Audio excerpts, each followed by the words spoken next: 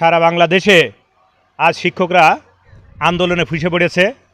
গতকাল আমরা মিডিয়ার মাধ্যমে দেখতে পেলাম জাতীয় প্রেস ক্লাবের সামনে আমাদের বেসরকারি এমপিভুক্ত শিক্ষকগণ যে শান্তিপূর্ণ কর্মসূচি পালন করছিল, সেখানে সরকারের ভিতরে ঘাপটি মেরে থাকা সাবেক সরকারের কিছু দোসর তারা আমাদের শিক্ষক মণ্ডলীর গায়ে হাত দিয়েছে, রক্তাক্ত করেছে, মাথা ফাটিয়েছে এবং তাদের কলা ধরে টেনে নিয়ে যে প্রশাসনের অধীনে পুনরায় আবার তাদেরকে হেনস্থা করেছে। আমরা সালেহ বেগম মহিলা ডিগ্রি কলেজ হরিণাকুণ্ডুর পক্ষ থেকে এর তীব্র নিন্দা প্রতিবাদ জানাচ্ছি।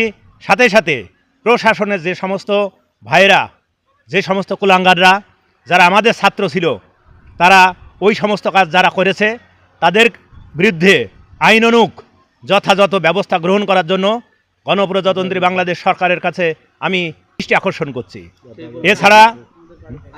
এছাড়া আজকের এই কর্মসূচি, যে কর্মসূচির কারণে আমার শিক্ষক রক্তাক্ত হয়েছে, যে কর্মসূচির কারণে আজকে আমরা আন্দোলনে যেতে বাধ্য হয়েছি, সেই কর্মসূচি অর্থাৎ আগামী অনতিবিলম্বে 20% বাড়ি ভাড়া সহ আমাদের জাতীয়করণের যে দাবি আছে, এই দাবি বাস্তবায়ন করতে হবে।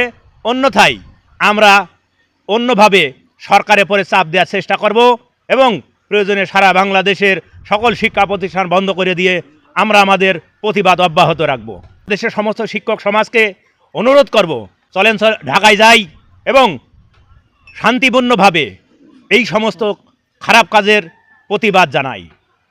আমরা যাতে আমাদের যে লজ্জাজনক সরকারের উপদেষ্টা মাত্র 500 টাকা আমাদের সাথে ধোঁকাবাজি করা হয়েছে, বেইমানি করা হয়েছে, আমাদের সাথে যে প্রতারণা করা হয়েছে, এর প্রতিবাদ করি এবং আমাদের ন্যায্য দাবি আদায় করি, এই আমাদের মূল বক্তব্য।